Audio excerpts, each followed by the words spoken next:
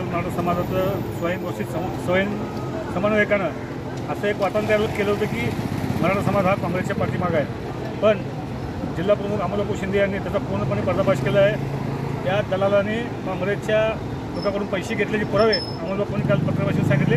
त्यामुळे समाजापुढं याचं सगळं सत्य आलेलं आहे। त्यामुळे सोलापूर शहर आणि ग्रामीण भागातील माझ्या सर्व मराठा समाज बांधवांना विनंती आहे की या दलालांच्या आव्हानाला प्रतिसाद देऊ नका।